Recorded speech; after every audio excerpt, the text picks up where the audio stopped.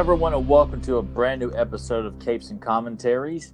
I'm Tyler Baker, and with me, as always, is Nathan Kennedy. Hello. Hello.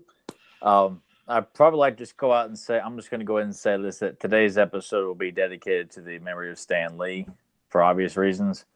Don't have to explain it. If you're listening to this, you know what happened, and it's unfortunate, and we happened to pick this episode that just coincided with. Yeah, that was kind of strange. Yeah. When I watched this last night and heard his voice pop up, I was like, oh, yeah. I figured you would think that, to hear his narration throughout the. If you don't know what we're doing Pride of the X-Men. But if you're downloading this, you ought to know what you're getting. But it's the pilot episode for the series that did not get picked up that our buddy Larry Houston worked on, who would go on to work on the 90s X-Men animated series. But this was kind of like his first real dabble into a solo X-Men animated series. Yeah, this is kind of the first time the X-Men were ever animated, right? They had shown up in I believe a Submariner cartoon in the 60s as like the classic, yellow and blue X-Men with the small group, the original group. And then in the Spider-Man's Amazing Friends, there was the X-Men Adventure and a Firestar is Born, which features the X-Men. Yeah. So isn't that funny how I'm just like, we did that episode and it just out of the brain. Well, I mean, they only had the two appearances, so and Magneto had his appearance in the show as well. I think it may have been the solo show or. But this is the first time to give them an effort all on their own, not just, hey, you're going to show up in Cartoon X and Cartoon Y. This is your time to shine. Yes. And I honestly don't I don't remember ever watching this at any point. I mean, honestly, I feel like the majority of the people would be familiar with the designs of what they were trying to pull off here based off of the arcade game. Yeah. Which is a classic. And hours and hours. I don't even think about how many quarters I put into that machine over time, man. And we've already decided too that because we talked about this before, Nightcrawler was my main on that game because his special ability was probably the best. I would say Colossus was probably the second best special ability, and then Wolverine. But I always bounce back and forth between Nightcrawler and Wolverine because Wolverine. Did anyone ever play as Dazzler? That's what I want to know. I think I tried all of them at least once, just to see what it was like to play as him. But I think as soon as I died as Storm and Dazzler, I was like, I got to get back to playing as, one of the guys.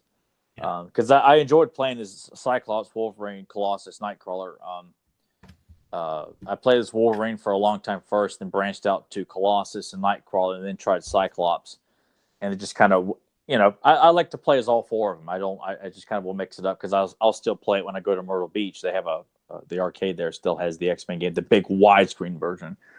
And in an interview I did with Larry called Fans of Mutant Power, which is like a 2-hour interview with him about his work on this and the 90s show, there's not a real connection to this in the game other than the makers of the game, with Konami, used this cartoon as templates to create the game that we got. So it wasn't like we're going to do a tie-in video game with toys and everything. It was just what they happened to use to make an 80s. And it's pretty spot on. It always made me wonder, like, this is what Nimrod was going to look like. This is what Wendigo was going to look like. And Larry's like, no, that's just kind of what they went with. And I just remember Professor X and the things just like X-Men. Yeah.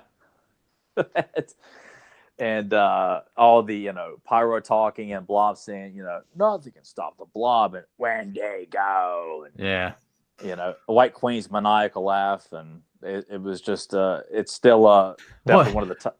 What was it that Magneto said? It was just sort of awkward and grammatically I remember like when he first shows up, he says, "Time to die," and then explode. That's what it was. Yeah.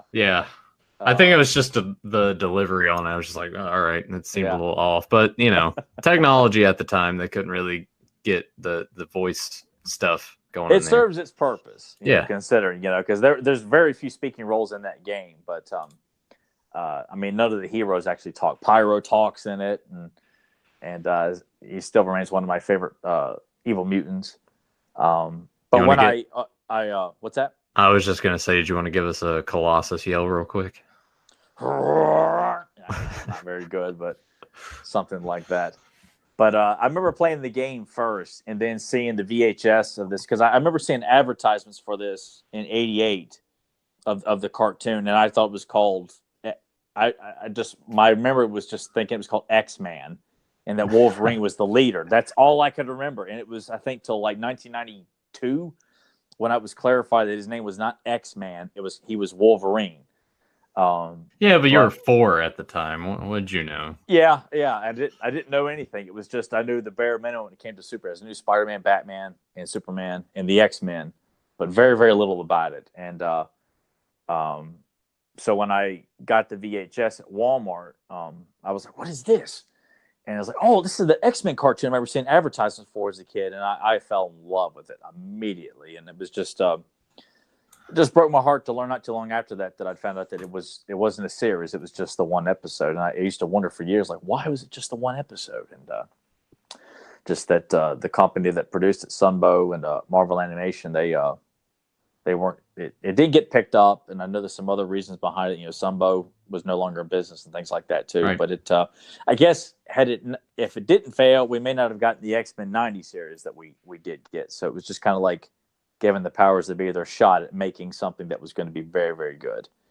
And just what were your initial thoughts on watching this? Did you feel like, you know, this was like doesn't hold up, it has potential, or like this is pretty good? Or, you know, I think that the potential's there, but I don't know if you talked to Larry about this either, but it just seems like for a pilot, more or less, that they really just they went for it. I'm like, yeah, we're going for an adventure here. Like we get introduced to Kitty Pryde, we're going to space, sort of. We're stopping a comet. I'm just like, there's a lot of stuff going on. I feel like maybe if they had gone to a basic approach, something a little more grounded, then maybe it would have got off the ground. I sort of see why it didn't get picked up. I think it wasn't necessarily because it wasn't well received. I think it was just they decided they were not going to go with the show.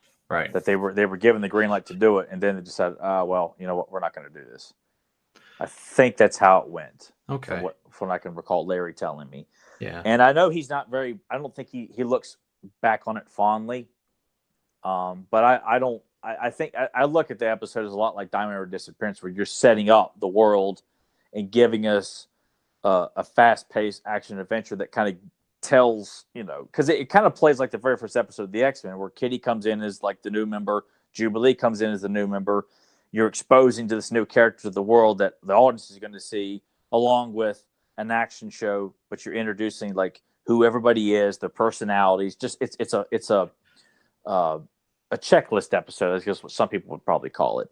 But I mean, I think it's one of the things I love about it so much is so much happens in one episode, and knowing that this is our way of showing, okay, what we can do. Let's go balls to the wall and just throw everything in there, from Juggernaut, you know, coming in, having a big appearance, a fight with Blob and Pyro, and then you got running the gauntlet on Asteroid M of each X-Men taking on a member of the mutants, evil mutants. Just like run, I just love that sequence as a kid. Yeah, I'm just saying, like, maybe a grounded approach would have worked better, just in the grand scheme of things. But no, like it's batshit crazy, and you know me, I like things that just think outside the box and just sort of go in different directions. I want to say welcome to Who Dat Well and Eric Amon for joining us live. Thank you guys. Thank you guys. Appreciate Thanks for that. popping in. But any other thoughts? Like, did you like any interpretations of the characters? You know, anybody stick out to you? Or well, I mean, Wolverine sticks out for obvious reasons. You know, we that doesn't make sense to me. I guess it kind of does, but it doesn't. No, everyone else sort of just sounded like they should, or I thought that they should. You know, yeah. Like when I hear the voice, I kind of think of the '90s X-Men cartoon that pops into my head. So when I hear those voices, That's what I'm thinking of. But no, everyone sounded spot on except for Wolverine, which was which as a kid thinking, I thought, oh, this is so cool, and then learning very quickly, like, he's not supposed to sound like that. He's supposed to be Canadian. I'm like, oh, what really? Just completely it's new just to me. just an odd choice. I guess just because which I always thought was so odd, and Larry did confirm it, because I read about it online. Like, this seems like such an odd thing to say, but to make Wolverine Australian because of the popular Crocodile Dundee, and then to carry that on into the X-Men. I'm sure that was probably beyond Larry's. Oh yeah, I'm power, sure. You know, just like, all right, fine, whatever. You know, because he's a stickler for making sure things are very precise when it comes to the X-Men mythology. As you watch the '90s show, you can see it. But it just makes you wonder what Apocalypse would have been like. Archangel, seeing Mystique. It just kind of makes you wonder, you know, like Beast. Would Beast have shown up at some point? Iceman. But we're given a pretty solid roster of the characters in the show. Like, it kind of makes you feel like if it was a 13-episode season, it probably would have been based solely around these heroes and villains and maybe a new character 1 or 2 episodes into it. But other than that, you've got enough characters to really kind of have a full season with. But I love it. I don't think it gets enough credit. It doesn't get talked enough about. And Larry, I think it was a wonderful piece of work. So regardless of what you think there, if you're listening to this, but if you want to, we can go and get started. And well, I was gonna say real quick too, because you started talking about Stan Lee at the beginning, and man, like, just think about his body of work and the characters that he came up with, and you know, a lot of people are sad about it, and it is a sad situation. But look, man, he lived to be 95, and most importantly, I think, was I'm glad that he got to see the characters that he created finally get their justice in regards to. I'm glad he got to see that culture finally, like, just explode and be what most of us when we were growing up always wanted. You know, it's good to know that we're in a world now where if a kid's like, I like superheroes, then they're not getting made fun of anymore, really. So I'm glad that he got to stick around long enough to sort of see his work just get the praise that it deserves. So, well, to see Spider-Man done 3 different times, to see Iron Man thrown on the big screen, the Avengers, the X-Men, and multiple interpretations. I mean, and to have cameoed in pretty much every single Marvel film. Everything. I'm trying to remember. I can't remember if he had an appearance in Blade. I don't think he did. Because most people don't realize too now that in the 90s, Marvel was not in good shape. Like, no. they filed for bankruptcy at one point.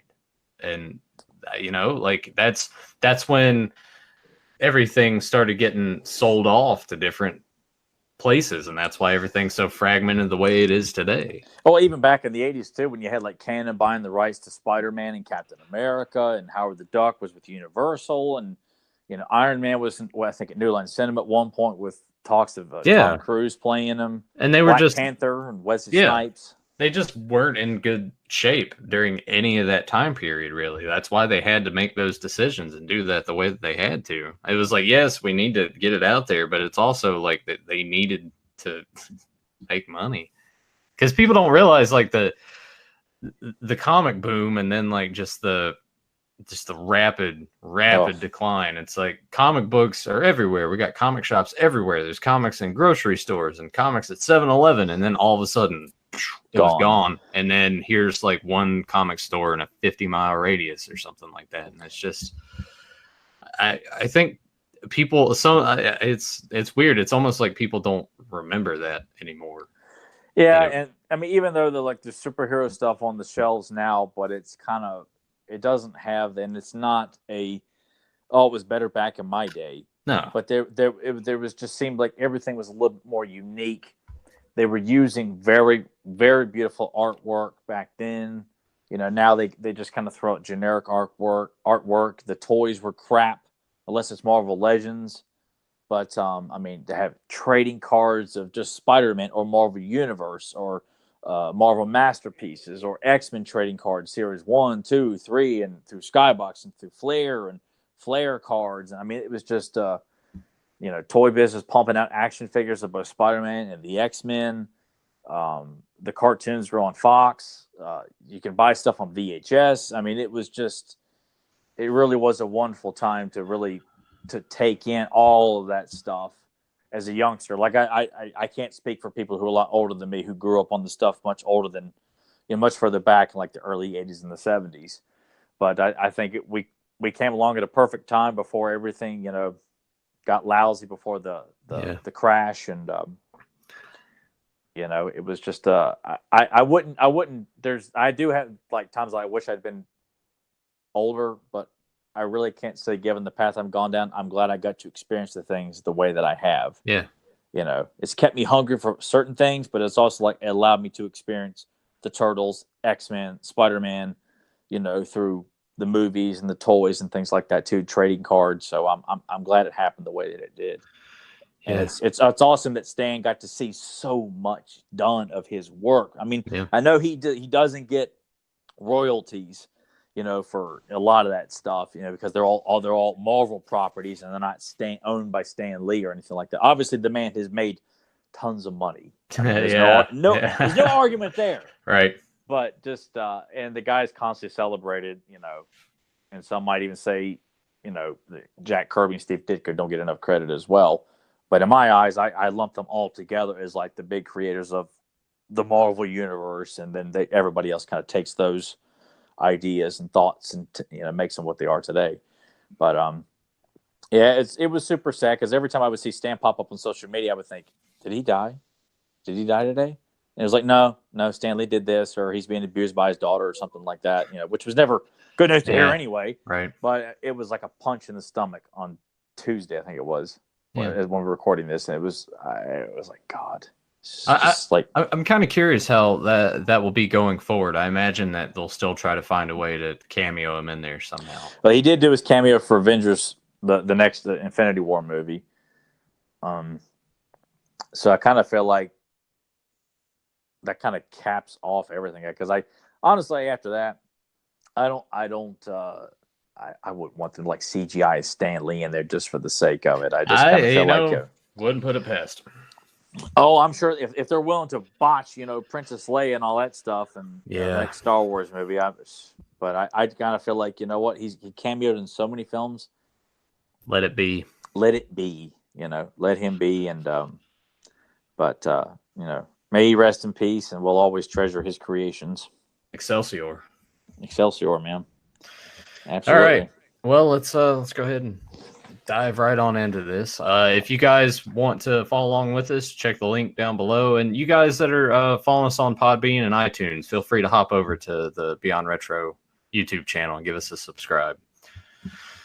Would greatly appreciate it. But yeah, without further ado, sir, if you want to give us a countdown, we'll get going. All right, we're watching on YouTube here. If you don't know what we're watching, because that's the only way you can watch on YouTube for free. There's a couple of links. Pop in your VHS tape, man. Yeah, you have it on VHS, which I used to. I do not have it currently on VHS, unfortunately. Got lost over time.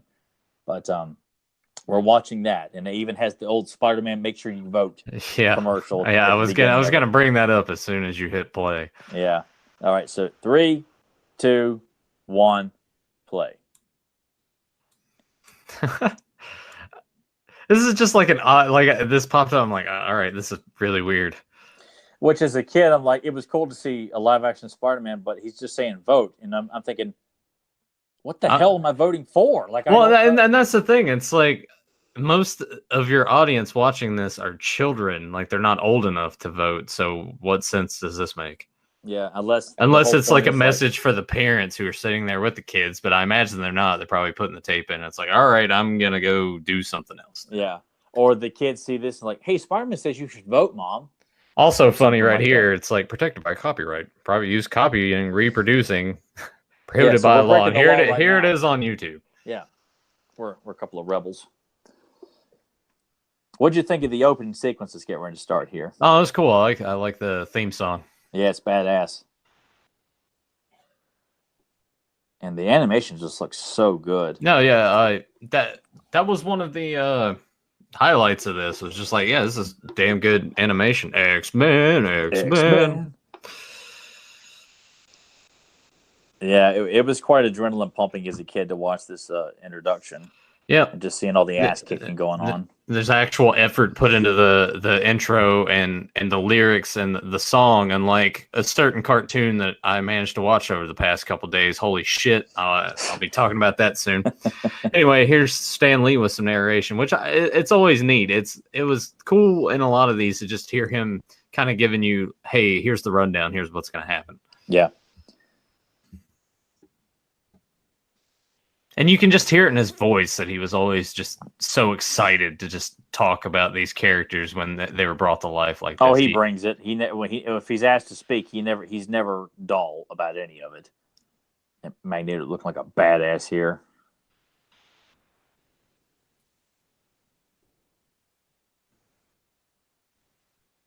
He is like way muscular in this one than he is in the 90s show. Yeah, they definitely added a lot of muscle definition. I mean, just looking at him here with like full abdominal muscles, pectoral muscles. I mean, he's just I like how there's always that shadow over his eyes where his helmet's sort of just doing that. Adds a lot of malice to his face, just because in the 90s show, his first appearance in the show, he's just lit very well with a lot of shadow as well, but he's definitely a great character in the 90s show, whereas this one he's just flat out evil, which I can appreciate a lot. Like that's what makes Magneto one of the greatest villains period, is just like this, which that's one of the things I can appreciate every so often, is you give a character like Magneto flaws, or there's more to him than just I'm a bad guy. Well, yeah, I mean his backstory is enough to make you just be like, you know what, I sometimes I feel like I kind of side with him in that regard. He went through a lot of shit when he was a kid. Yeah, because it's like Magneto's like Malcolm X and Professor X is Martin Luther King. They're both on the opposite sides of the spectrum in terms of acceptance and dealing with racism and bigotry and so forth. I do remember as a kid, like I was quite put off by Kitty Pryde. Like I just thought she was so whiny. Yeah, what? I'll agree with young Tyler on that one. She is very whiny, and as we'll see as this goes on, like she fucks up a lot. Yeah, like a lot. Yeah, I kind of feel like after how much she screws up, Xavier would just be like, you know what? No, go ahead and get out of here. Yes. Yeah. It's plus her walking around like the flip or like sandals and socks and like in just a silly outfit altogether. But that's the thing though, is like Kitty Pryde / Shadowcat / Sprite is a wonderful character in the comics, and they just I think her persona fits. It's just the voice actress who did, I'm pretty sure it's the same one who did like Phil and Lil on Rugrats, to name one. Yeah, when I was hearing her voice, I was like, Phil and Lil again? Man. Yeah. Kind of getting some good dosage of her between this and Toxic Crusaders. Yeah, I just was not a fan of Kitty Pryde at all as a kid. I mean, sometimes I kind of felt like just kind of.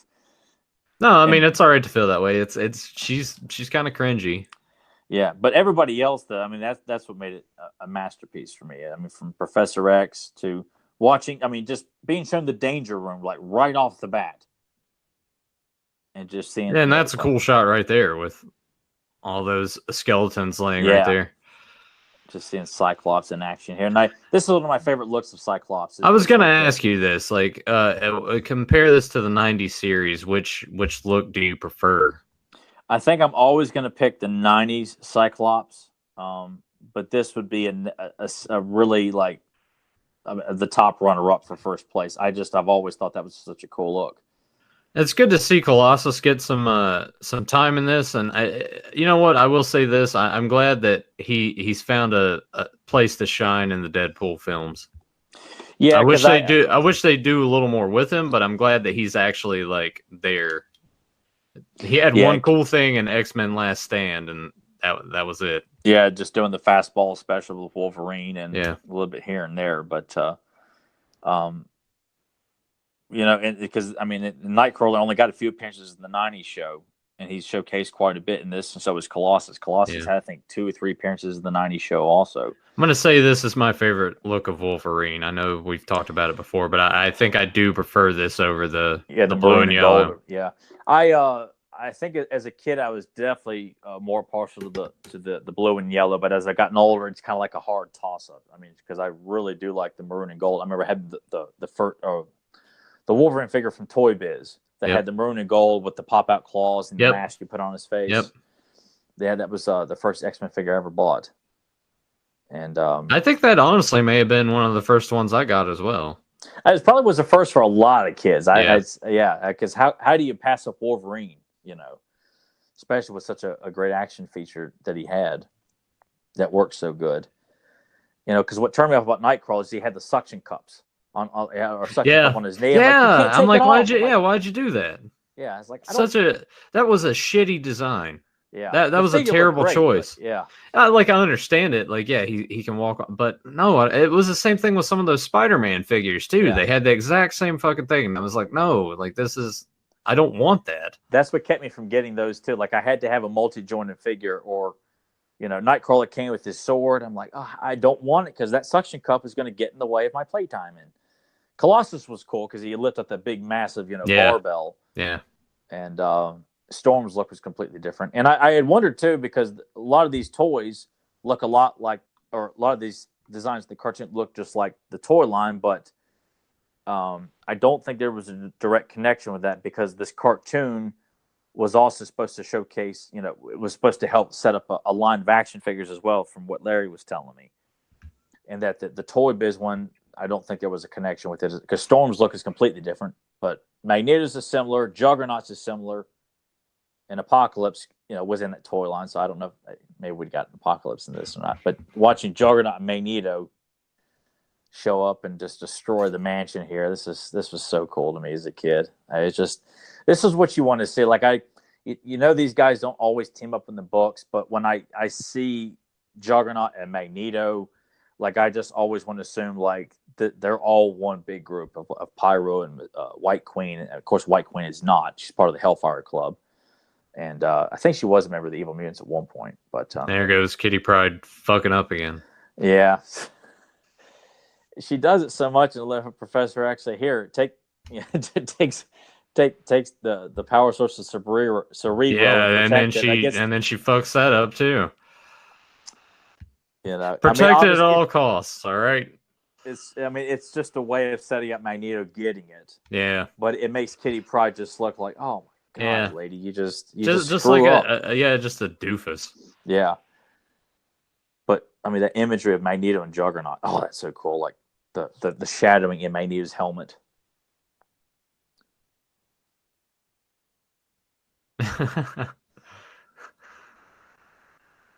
I feel like Xavier, when he's saying that, he's just like, please do not mess up. Use your powers, please. Which we all know. Like, Professor X would never in a million years allow any new member to the team, or let alone a new student, be responsible for such a. Plus, in this too, Xavier's able to read Magneto's mind. So yeah, he clearly could stop Magneto with his telepathy and mind control. But we don't have time to get very specific and nitpicky when you're trying to launch a series like this. So a lot of this stuff is forgivable, and stuff you just notice as you grow up and learn more about the characters and the mythology and what they can and can't do. And Blob and Pyro here, I'll always love this as well, because Blob was such an interesting villain to me as a kid. Pyro just visually just looks like a badass. And when you see what we got in the X-Men movies, like, we're settled for just a guy in street clothes. Yeah, don't think about Last Stand. That movie doesn't exist. Yeah. Well, even X-Men 2. Yeah, that's true. Yeah, he was an X2. That's right. But it's just I remember now. Yeah. This is Pyro. And what? Colossus and Blob here. And I love Pyro's voice, because I'm pretty sure, I think Michael Bell, who's doing the voice of Cyclops, who did Duke on G.I. Joe, he also did the voice of Buzzer from the Dreadnoks and GI Joe, and it's very similar to what Pyro has there. So I've always thought it was maybe the same voice. I haven't really looked to check specifically, but I mean, you know what? When I watch this and I hear Wolverine, I'm just gonna be like, all right, I'll be like Hugh Jackman just decided to use his regular voice. yeah, that's a great way to look at it. You know? And I think Dougray Scott, who was originally cast for Wolverine, he was Australian too. Which I still would have liked to have seen Dougray Scott play Wolverine. But yeah, just looking at what we've seen so far here is like this show has so much potential, and it really just bothers me to this day that we didn't get any more. And seeing all the Brotherhood here all together, it's a classic, you know. I'm surprised that this wasn't tacked on as like a bonus feature on like any of the X-Men DVD. Like, I don't know how the rights are divvied up with this or anything, but I feel like this should have been tacked on to something. Yeah, it really should have. And I mean, this and the Amazing Friends and the Solo Spider-Man show, the Incredible Hulk show. I mean, they've all just, I think Disney owns the rights to a lot of that stuff. They just chose to, no, buy our new crap, you know. And I mean, all this stuff is just lost to so many people. Frank Welker doing the voice of Toad and Lockheed. And that voice for Toad, like, that could not be more fitting. Like, I can't think of the old actor that he's doing an impression of to do his version of Toad, but I recognize, because I would hear that in Looney Tunes a lot. And just seeing all these classic outfits, like even though like I've seen Dazzler look a lot hotter, like to me that's the classic look of Dazzler. And of course, that's seeing the confrontation between Wolverine and Kitty is like kind of like foreshadowing, like, you know, that they would become pals, and that she would eventually hook up with Colossus too. Kitty Pryde just banged everybody in the X-Men. Well, I don't think she banged Wolverine. I don't think, but you don't know. I do know her and Colossus. Yes, because I think they got married recently in the comics too. I think. I have some questions. No, I'm just kidding. Pull a Brody on you. That's questions that need answering. Yeah, Storm looks pretty awesome in this episode too. I still probably say the 90s Storm version is probably always good. Well, that and the Mohawk Storm too. I always like that look too. Because I mean, some members haven't always been given like the best upgrades or new outfits and things. I mean, Colossus, like, that's the one look I always want to see Colossus. Anything else, I'm like, you know. Sometimes I don't mind like the kind of the universal outfits that a lot of times they would depict the team wearing. Like, they're all kind of wearing this similar look, like a yellow and blue or a black outfit, which they wore in the 2000s after the first movie came out. So it's really fitting that we inadvertently picked this just so we could, you know, when Stan Lee pops up, I'm just like, oh yeah. Like, it was a good episode to pick for this. I think it worked out really well, because once it happened, I realized, like, well, we couldn't have picked a more fitting episode to do to coincide with his untimely passing, or unfortunate passing. And it would have been cool to hear what he thought about a lot of these animated shows that just, you know, he just always seemed so positive about everything that was done. I mean, I'm sure if he didn't like something, he probably wouldn't come out and say it publicly because he's so positive. Oh, well, there is a little snippet with that Fantastic Four. Yeah. You know, where I think it was like a Comic-Con that he kind of said that it was sort of negative. Which is understandable, because that was just a raw deal.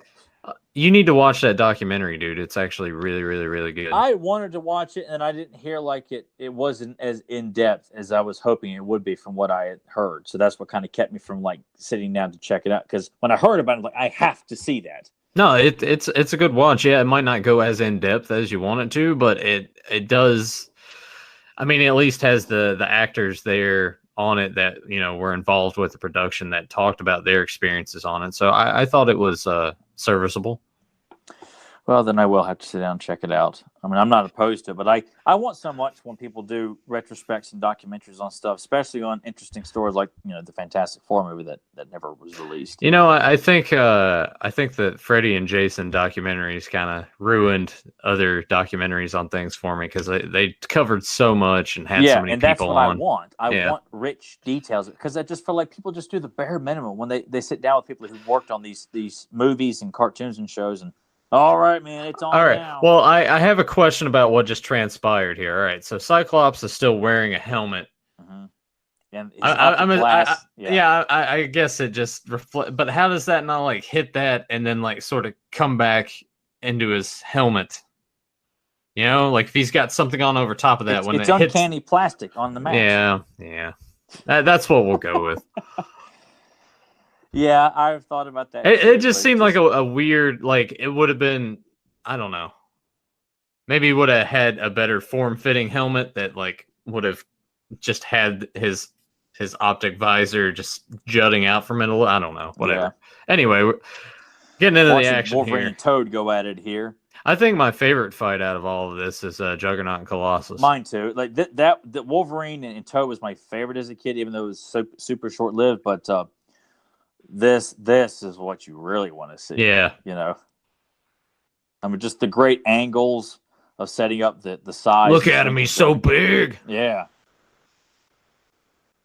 And I love the sound effect of Colossus like shit, he just rips the shit off. Rips the suit off, yeah.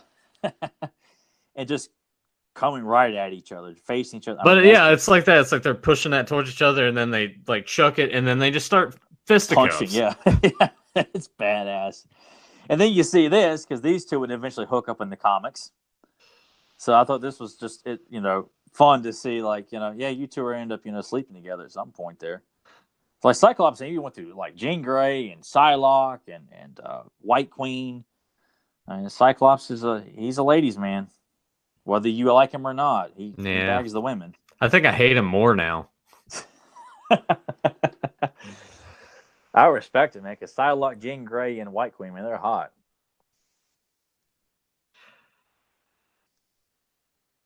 I'm going to say this. It's got to be weird to, like, have sex with some of these guys. And gals, like, think about that. I think for the most part, people like, Psylocke, White Queen, even Kitty Pryde here, like, they don't have physical abnormalities. Even Colossus, when he's in his human form, unless he gets, I guess he can get excited. Yeah. Well, that's the thing. Like, all right, well, we'll leave that as it is. I don't want to get too Brody and Mallrats on everybody. Yeah, I guess we would. Yeah, it would be like Brody asking about Mr. Fantastic's private area. Because his whole body's stretched. Even it's like, wow, we don't really go into that. You know what? If I ever had the opportunity to have met Stan Lee, I would have probably asked him. I'm like, when Colossus gets excited and he gets a boner, is that the first thing that probably changes? Like, how does that work? I don't think he'd be the one to ask since he didn't come up with Colossus. Yeah, but he probably was in that inner circle with the people or person that did. So I'm sure he had like I'm sure a lot of these guys probably did have like fun conversations, like thinking of like what does the Thing do when he goes to the bathroom? A man made of all rock.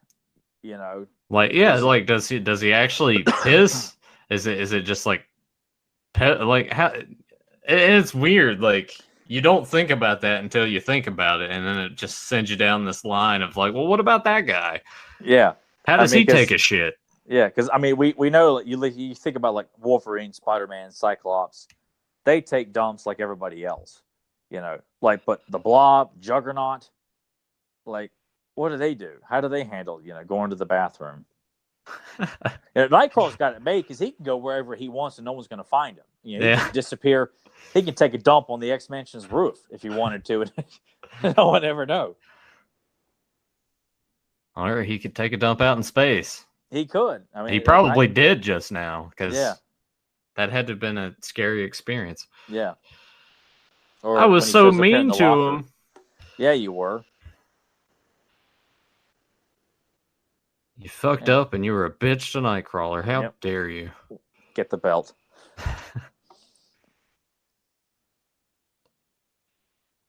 You see a Nightcrawler and Colossus being buddy-buddy here.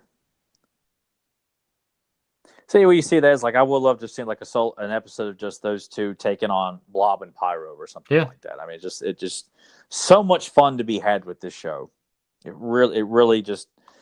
I mean, obviously, we probably wouldn't have got the '90s show, and setting up Lockheed there, showing up with the X-Men. I thought that was fun.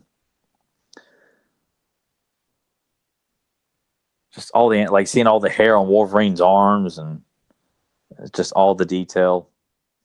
Like that really sets up like there would be like a growing friendship between Kitty Pryde and Wolverine on that setting because of how dismissive he is of her as of right now. That's a cool shot. No, yeah, that's a really good ending shot. Yeah, and with Stan Lee narrating to just be like, they won this time, but there's still greater evil. Yeah, which I would love.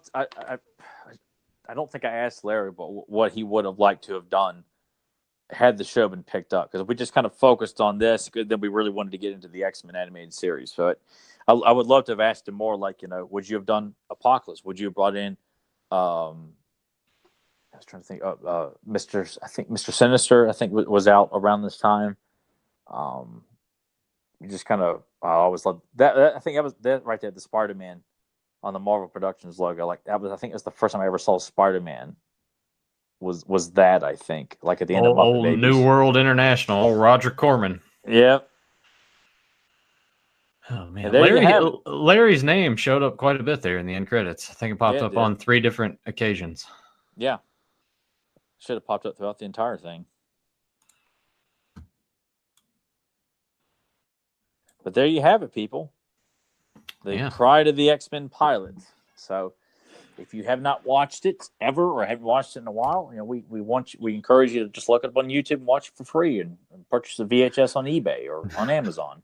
Well, I'm kind of hoping that they watched along with us, but Well, true, but because I don't know if people listen to this like they just listen to us talk about it and actually watch it with it, because that's what I do with commentaries a lot of times. I'll just kind of listen to a fan commentary because whatever they're doing commentary for, I know the movie, so it's not like I have to sit down and watch it. Right. But with these things, I don't know if people have Dino Riders memorized or an episode of Brave Star memorized. Yeah, probably. I'm gonna say probably not on that. Yeah, probably not. But thanks to also JSP and Wiley Walt that joined us. Fantastic! Thank you guys so much for joining us. Quite a few, and I'm kind of curious what's sort of going on with this now, because it seems to be lately, with especially on Fans of Power, when you and Joe do that Sundays at 9 p.m. Eastern, that there's like a flood of people that just like pop in towards the end. I'm kind of curious, like if it's just the notification thing. YouTube's been weird lately. Yeah. I guess unless you're monitoring YouTube pretty frequently, like you'd have to be on there to see the notifications. Or I guess if you get notifications, via your phone or alerts on iPads or whatever. I don't know what people do, because I just happen to look on YouTube and see a new video on that channel or something like that. But it definitely appreciate everybody joining us for that. And next week, I don't know what I picked this one. You got something in mind you want to tackle, dude?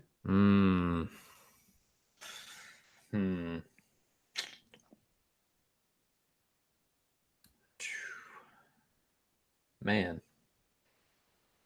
I'm thinking maybe maybe let's sort of stay in a realm of something that we've done already. Okay. I don't want to like pop into something new again. Let's go with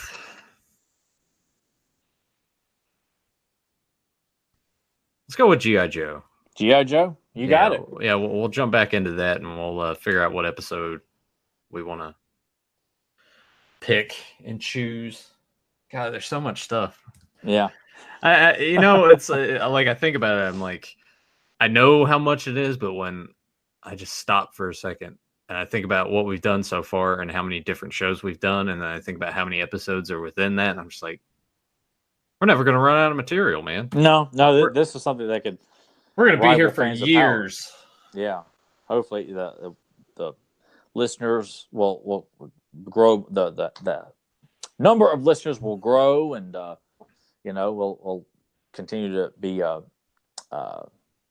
validated in doing these commentaries all the time here. Yeah, I need to start live streaming retro video games for the channel. I need to stop being lazy and just sit down and do that.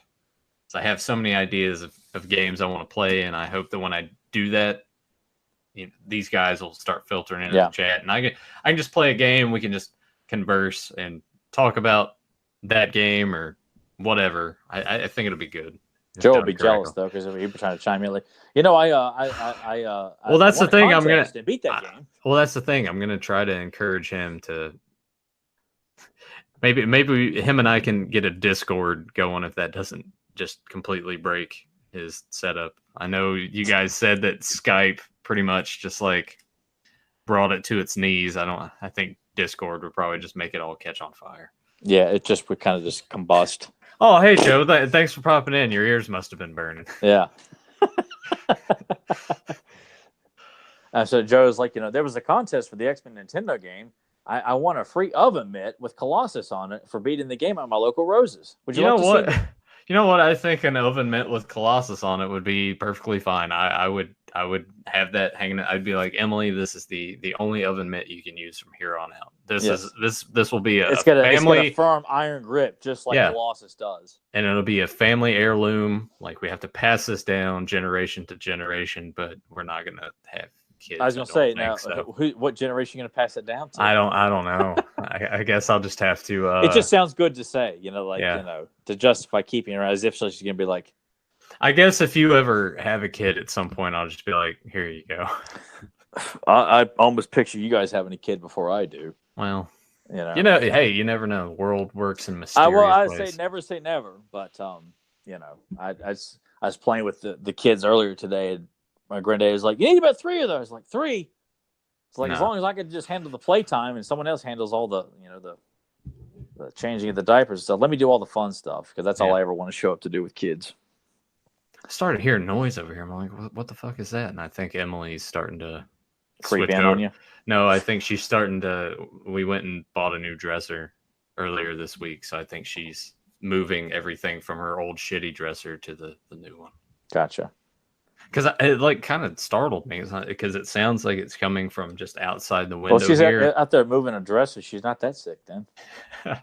No, she's feeling a lot better. Yeah. Well, you're in here talking cartoons. She's in there moving a dresser. He's like, would be a lot easier if somebody would get off their ass and help me. Yeah, you probably. I feel like at any moment now, people are just gonna hear like a muffled noise, and it's just her like yelling at me from the other room. She's like one of those like drunk bombs in like New York City. Count, just walking through the house, just yelling obscenities. And I mean, Joe's already like, I'm a horrible boyfriend. She's in there doing the work, and I'm in here talking tunes. She's a strong individual, Joe. Much like most of those women in that show that we both watched, that we're going to talk about here in roughly an hour. So you guys that are with us live in the chat, look out for a notification on Fans of Power here in about an hour, because Joe and I are going to review the Netflix She-Ra cartoon, because we watched all 13 episodes. I only watched 16 minutes of the first episode. So. Yeah, we knew we weren't going to get much out of you. I was like, I don't care what Joe says. Like, I'm not forcing myself to sit through something I knew was going to be this bad. Yeah. So it's but I'm just curious to see how Joe's going to be like, try to be all like PC about it, like he is with his posters. He could just going to go, the gloves are off, we'll find out in about an hour. Tyler, I hope you tune in and give that a listen. I'm not a part of this episode. I don't know. Do you want to be? I don't see why not. We just assumed that you didn't want to talk about it because you didn't watch any of it. So then it would just be Joe and I talking about it, and then you would just jump in and be like, "I told you it was bad." Well, that's kind of what I do. But I got no problem with that. If you guys want to do it solo, that's fine with me too. So, okay. We'll figure it out. Yeah, we'll figure it out. No biggie. We'll talk. Any closing thoughts on Pride of the X-Men? I love it, and I hope others. I hope there's a lot more out there who are aware of it and enjoy it as much as we do. It needs to be recognized a lot more. I know it's only one episode, but I'm a stickler for this kind of stuff. Some people are just like, "What is the big deal?" It came out in '88, man. It's old. It's not down and hip like that new She-Ra cartoon. I can't praise it enough. It just does not get enough credit. Period. That's a fair assessment. It's like you said before. It's sad that there weren't more episodes because it did have a lot of potential. But at the same time, too, where would that have gone? Would the '90s series had even existed? Had that gone further? Because I mean, this would have. And who's to say if it had taken off, would it have gone into the '90s? Maybe it would have only lasted a season. Yeah. It's hard to tell. Yeah. I'd imagine it probably would have been like the same as like Amazing Friends or The Incredible Hulk show. Maybe a season or two. And that's really about it. Right. Well, with all that said, man, I guess I'll just go into my spiel. I never know how to just like segue. Just jump right into it. It doesn't have to be so professional. Just do it. There was a wrestling thing that I wanted to tell you too, and I can't remember what it was. You thought about how to rebook WrestleMania 17? Well, the only thing you needed to change about that was the ending. Everything else was pretty spot on. I just have to have this this character of you in my head. Like that's one of the biggest problems you have on a day-to-day basis is that you still like vent and reflect upon WrestleMania. It was such a shitty ending. I know, but that's what makes it so funny. It's because I know you're very passionate about how bad that ending was, and that anytime it's brought up, it's like people piss me off too over movies or cartoons or something like that. It's just fun to, and it's just oddly symbolic because the week prior, WCW's gone, ECW's gone, and then you turn Stone Cold and align him with Vince. Like the Attitude Era, like this entire era is gone. Yeah. Monday Night Wars, the Attitude, all of it. Like they hung around with the Attitude for a while, but it just wasn't the same anymore. No. Like, and it hasn't really recovered since. God, wrestling's not good now. Anyway. That's why I like to bring it WrestleMania 17 was that exact reaction. It just sends me down this wormhole. It's just like the invasion. It's like, like everything was just a huge misstep. And it sucks. I wish all of those guys would have just set aside like their petty, like, I'm going to sit and collect a check.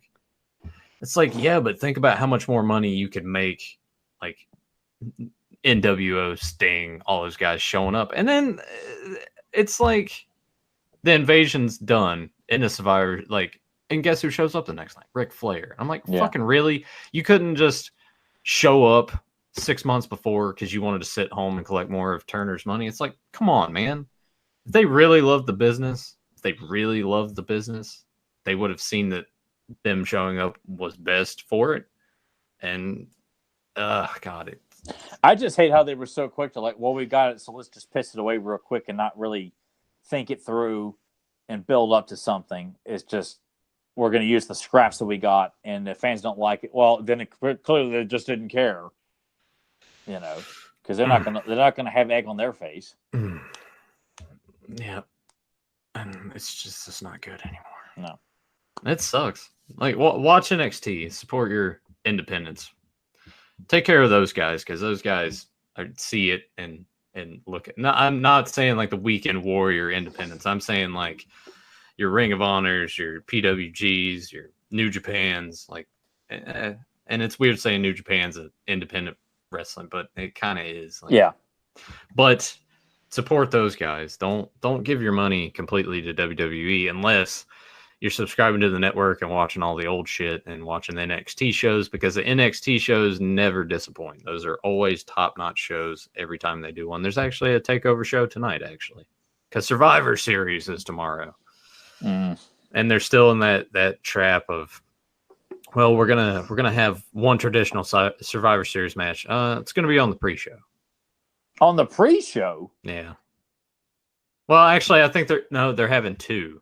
Wait, no, they're having three. There's a women's match traditional Survivor. There's a men's one, and then there's like a tag team one. Yeah, it's like they're doing that shit again. There's going to be it's 5 tag teams against 5 tag teams, so the entire ring will probably be covered. Grief. But that one's on the pre-show. I just love how Vince just continues to be so dismissive of one of his most popular papers because he doesn't like tag teams. Damn it. Yeah, tag division's still struggling. Oh, Joe says his nephew makes his debut in 2 weeks on Impact. That's cool. Cool. Well, that's the thing though. When you say that, like, maybe his match is already like in the can, because I know they tape like a bunch of them, so it might already be in the can, and then it's going to air in 2 weeks. Yeah.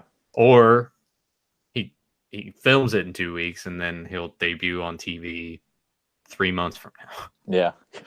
I'm glad Impact's turning around. Anyway, I'm talking too much wrestling, and Tyler's going to start to get lost because he doesn't know who any of these new people are. It's really. not like it. I'm like, when you and Joe kind of, I'm like, I don't know and I don't care. You guys have fun, enjoy, talk about it all you want. Because I'm just, people at work come up to me and talk to me like, I don't know what to tell you guys. I keep telling you, I don't watch the current product, but they still come up to me and like, did you see so and so? I'm like, no. Yeah. I keep telling you guys, I don't watch the current stuff. I'm not going to watch the current stuff. Maybe if they went back to 2 hours on Raw every week, I'd give it a shot. But those 3 hour I think Raws, you just need an hour. Well, I guess I could watch the condensed version on Hulu, because they cut it. I think it's on like an hour and a half long, and they cut out a lot of shit. I don't know. Anyway, sorry for the wrestling talk. That's sort of the thing we do. We just ramble on and go in different directions. But if you guys are new to the channel, please hit that subscribe button and ring the bell so you get notified when we go live or when new videos get posted. If you guys are joining us from Podbean and iTunes, I also encourage you guys to hop on over and give us a subscribe. If you guys do want to check out the audio versions, you're more than welcome to. Links down below to Podbean and iTunes. Check out BeyondRetroPodcast.com. That will take you to the main hub for our channel on Pop Culture Network. Check out Joe's Custom Creations and his t-shirts. And check out Fans of Power, the dedicated He-Man and the Masters Universe podcast every Sunday, hosted by Tyler Baker and Joe Amato. And you guys got a special guest this week. We do. He is confirmed. Just got to make sure I get his name.